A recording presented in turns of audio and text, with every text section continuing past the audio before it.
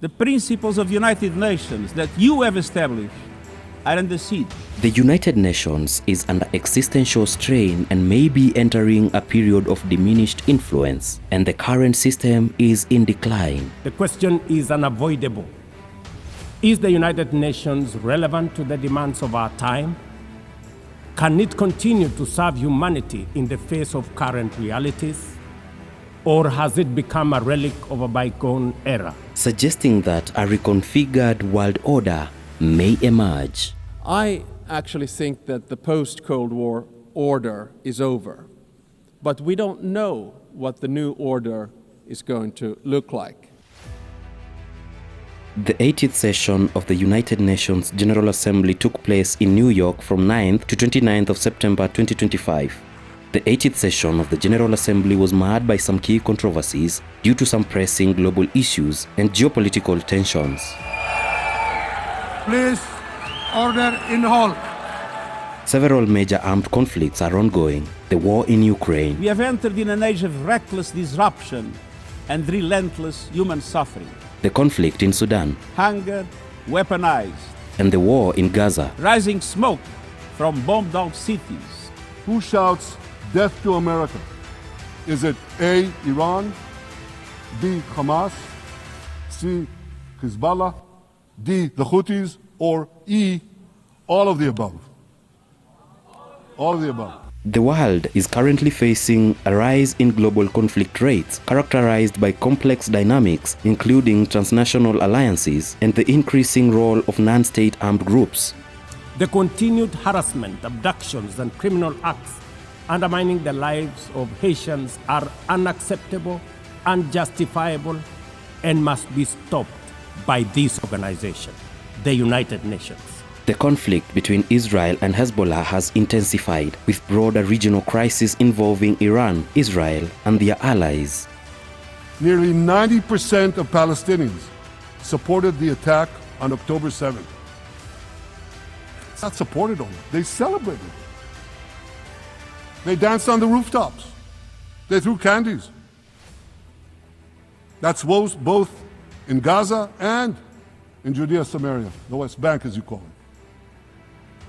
And it's just the way they celebrated another horror, 9/11. They danced on the rooftops. They cheered. They threw candy.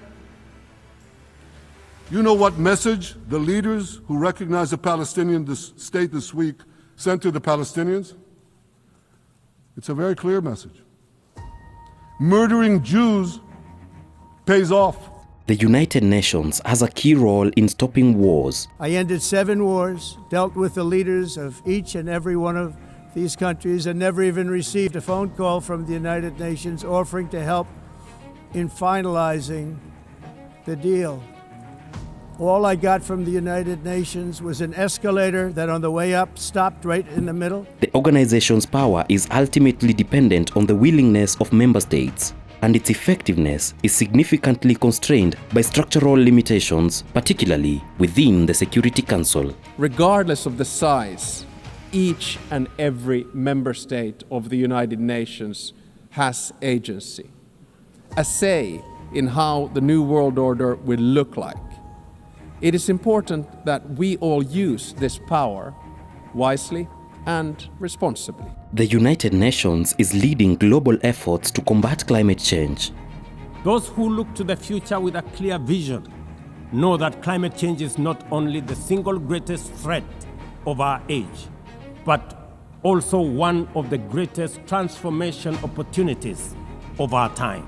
The 80th session of the General Assembly featured climate change as a central theme in multiple high-level discussions. While we are confronted with the climate crisis, it demands the most urgent collective action. Although Africa carries the least responsibility for climate change, many countries on the continent of Africa experience much of its harshest effects. The discussions were marked by stark contrasts in global perspectives.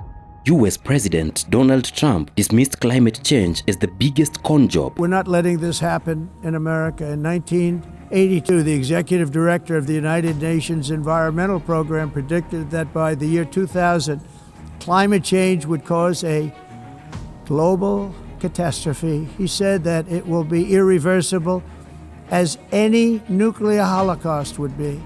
This is what they said at the United Nations. What happened? Here we are.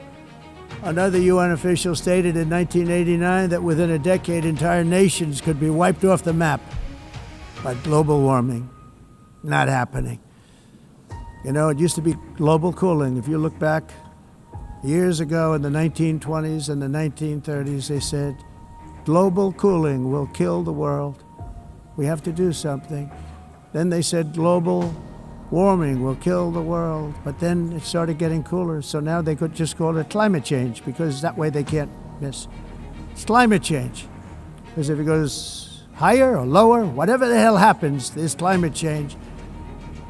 It's the greatest con job ever perpetrated on the world, in my opinion. Climate change, no matter what happens, you're involved in that. No more global warming, no more global cooling, all of these predictions made by the United Nations and many others, often for bad reasons, were wrong. All these factors have led to criticism that the UN is failing in its primary mission, especially when powerful states disagree.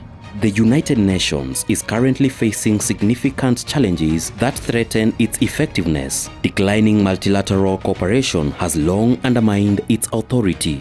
In this report, we look at the recent developments, all drawn from what happened at the 80th session of the United General Assembly.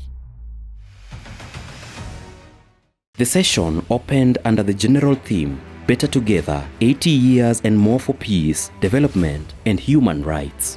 However, the United Nations faces a critical juncture defined by significant challenges in its relevance, effectiveness, and financial stability. The mismatch between shareholders and stakeholders has become starkly visible. For instance, during the IMF's recent allocation of special drawing rights, 64% went to wealthy nations. Just imagine, 64%. With little need for liquidity support. They didn't need the money anyway, but they got 64%. While the poorer countries received just 2.4%. What a disconnect. The imbalance highlights how the very institutions meant to safeguard global finance stability often perpetuate inequality and instability. The Security Council holds a primary responsibility for maintaining international peace and security. The Council, which is unchanged since 1945, is widely seen as outdated and illegitimate in the 21st century. You cannot claim to be the United Nations while disregarding the voice of 54 nations. It is not possible. Africa is no longer willing to wait on the margins of global governance while decisions about peace, security, and development are made without our understanding, without our perspectives, and without our voice. Africa's exclusion is not only unacceptable, unfair, and grossly unjust, it also undermines the very credibility of the United Nations, this organization. Africa dominates most of the Security Council agenda, provides some of the largest contingents of UN peacekeeping forces, and bears the heaviest costs of instability. Yet we remain the only continent without a permanent seat at the main table where decisions about our destiny are made. The organization is also experiencing a severe financial crisis, primarily due to major member states, particularly the United States and China, not paying their mandatory contributions on time or in full. This risks disrupting core operations. The United Nations is funding an assault on Western countries and their borders. In 2024, the UN budgeted $372 million in cash assistance to support an estimated 624,000 migrants journeying into the United States. Think of that. The UN is supporting people that are illegally coming into the United States, and then we have to get them out. The UN also provided food, shelter, transportation, and debit cards to illegal aliens. Can you believe that?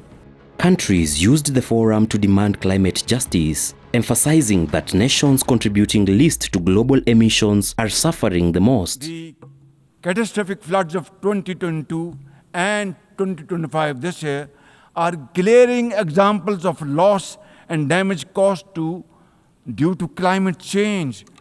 Pakistan, to the contrary, my honorable guests in this hall and through the cameras around the globe, Pakistan contributes less than 1% of global emissions annually, yet it continues to face the relentless brunt and muddy waves of climate change. Donald Trump dismissed climate change as a scam. We're getting rid of the falsely named renewables. By the way, they're a joke. They don't work. They're too expensive. They're not strong enough to fire up the plants that you need to make your country great. The wind doesn't blow. Those big windmills are so pathetic and so bad.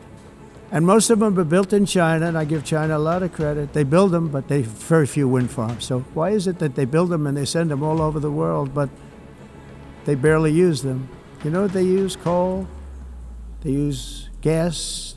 They use almost anything, but they don't like wind. But they sure as hell like selling the windmills. This clearly indicates that Trump's administration is not going to honor any agreement towards combating the effects of climate change, further undermining the United Nations' efforts towards climate action. Another pressing issue is the paralysis of the Security Council, where the veto power of its 5 permanent members, the United States, Russia, China, the UK and France, has repeatedly blocked decisive action on major global crises, particularly the wars in Ukraine and Gaza. What can Sudan or Somalia or Palestine or any other people living through war really expect from the UN or the global system? For decades, just statements and statements. And even everything happening in Gaza remains without a way out. Even now, Syria, after all the changes, still has to appeal to the world to ease the sanctions that are choking its economy. And wait. Perceptions of great power hypocrisy further undermine the institution's legitimacy, with the US and China accused of supporting actions that violate international law. We do not seek nuclear weapons. This is our belief based on the edict issued by the supreme leader and by religious authorities. Therefore, we never sought weapons of mass destruction, nor will we ever seek them. Whereas those who disturb the peace and stability in the region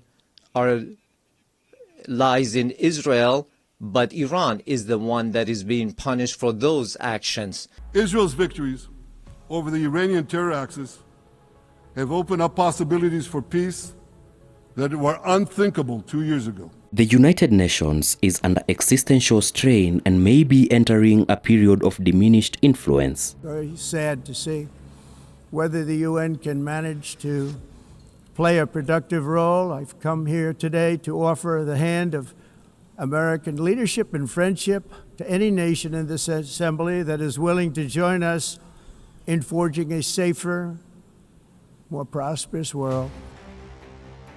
The UN was designed to avoid the failures of its predecessor, the League of Nations, and remains a critical forum for international dialogue and lawmaking. The United Nations grew out of the failure of the League of Nations that existed between 1919 and 1945.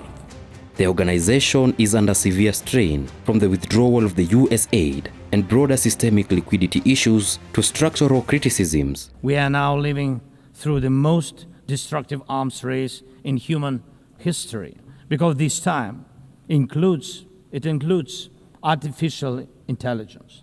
And if there are no real security guarantees except friends and weapons, And if the world can't respond even to all threats, and if there is no strong platform for international security, will there be any place left on Earth that's still safe for people?